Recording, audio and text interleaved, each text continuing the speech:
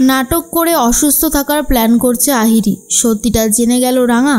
সম্পূর্ণ জানতে ভিডিওটিতে একটি লাইক করে দেখতে থাকো। গল্পের শুরুতেই দেখা যায় রাঙা কথা বলতে থাকে প্রমিতার সাথে আর বলে, বড় বৌদিদি যে কোথায় গেল কিছুই বুঝে উঠতে পারছি না, মনে হচ্ছে আবারও কোনো একটা ফোন দিয়ে আসছে। তার মাঝখানে সভ্য ভাবে, সত্যি তো বৃন্দা কোথায় গেল। সভ্য কোনোভাবে খেতেও পাচ্ছে না, ঘুমাতেও পারছে না, চিন্তা করছে শুধুমাত্র বৃন্দার জন্য। তখনই দেখা যায় রাঙা বলে, বরদাদাবাবু তুই চল না, অল্প করে কিছু খেয়ে নিবি। এইরকমভাবে না খেয়ে থাকলে কি বড় বৌদি ফিরে আসবে? সেটা তো হবে না। তার থেকে বরং চল আমি তোকে খাইয়ে দিই। কিন্তু কোনোভাবেই সে খেতে চায় না। এর মধ্যেই আহিরির ব্যাপারে ফোন এসেছে একলব্যর কাছে। একলব্য জানতে পারে আহিরি খাওয়া দাওয়া বন্ধ করে দিয়েছে। আর যদি খাওয়া দাওয়া বন্ধ করে দেয় তাহলে তো ওষুধও ঠিক মতন কাজ করবে না। এই সমস্তই ভাবছিল একলব্য আর বলে, ঠিক আছে আমি একটু পরেই যাচ্ছি। রাঙা তখন বলে, শোন উড়ানবাবু, আহিরি দিদির কাছে যদি আমাকে যেতে হয় আমাকে নিয়ে যেতে ভুলিস না। আমি কিন্তু যেতে রাজি আছি, তুই শুধু বললেই আমি চলে যাব। তখনই একলব্য বলে, দেখো তোমাকে এসবের মধ্যে থাকতে হবে না। তুমি ওর বিরুদ্ধে যে সমস্ত অভিযোগগুলো এনেছো সেই অভিযোগগুলোর ভিত্তিতেও কোনোদিনও জেল থেকে ছাড়া পাবে না। ও যদি সুস্থও হয়ে যায় তবুও ওকে জেলেই ফিরে যেতে হবে।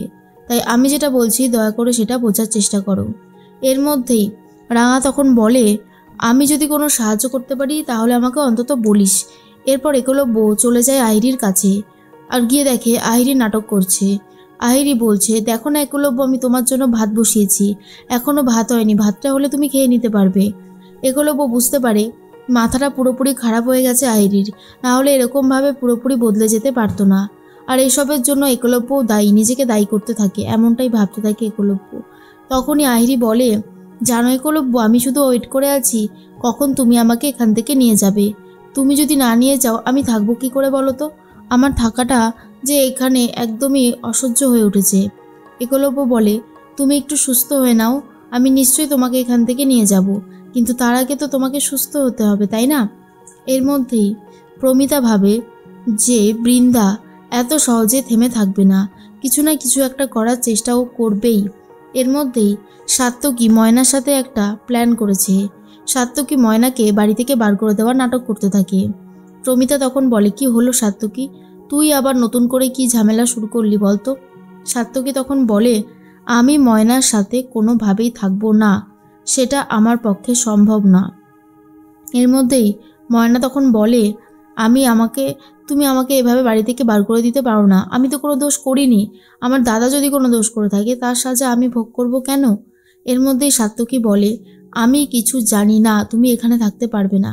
এরপর প্রমিতা বলে, দেখ তোরা এইভাবে আর অশান্তি করিস না, এমনি এক অশান্তিতে আমরা শেষ হয়ে যাচ্ছি, তারপর যদি এরকম অশান্তি করতে থাকিস তাহলে কি করে হবে?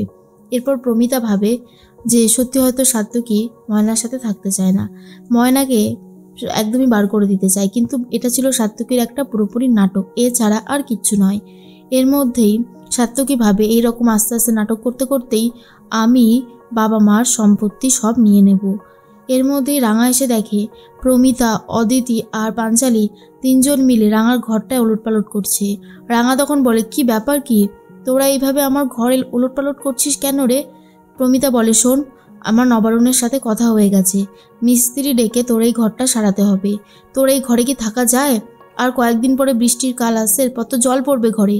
না না, আমি তোকে কোনোভাবেই আর এখানে থাকতে দেব না। ঠিক সেই মুহূর্তেই রাঙা বলে, তাহলে আমি কোথায় থাকবো? এরপরে প্রমিতা বলে, তুই থাকবি আক্কুর ঘরে। আর এটা শোনার পর রাঙা বলে, কি যে বলিস না তুই, উড়ানবাবু এমনিতেই আমাকে সহ্য করতে পারছে না, তারপরে যদি আমি ওইখানে থাকতে যাই আরও অনেক অসুবিধা হবে। না না, আমি যেতে পারবো না। কিন্তু প্রমিতা ভাবে এরকমভাবে দূরে দূরে থাকলে কোনোভাবেই কোনো কিছু সমাধান হবে না, সমাধান করতে গেলে রাঙাকে ওই ঘরেই পাঠাতে হবে।